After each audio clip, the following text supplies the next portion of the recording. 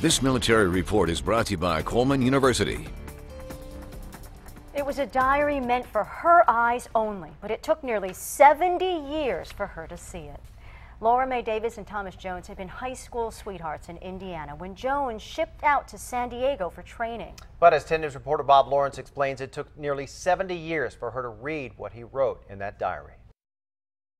It was a shock. 90-year-old Laura Mae Davis Burlingame is talking about a diary.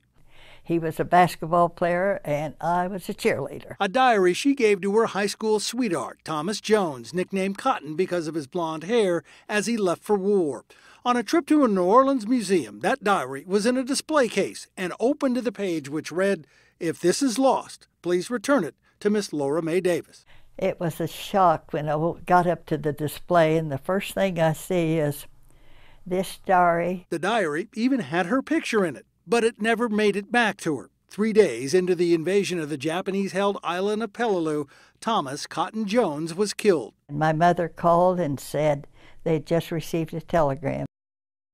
Cotton had been killed in action. But prior to being shipped out to the war in the Pacific, Corporal Jones landed at what was then Camp Elliott in San Diego. Behind me is the easternmost end of MCAS Miramar, but back in the day it was Camp Elliott, and it was a year before he was killed that then Private Jones made his first entry into that diary.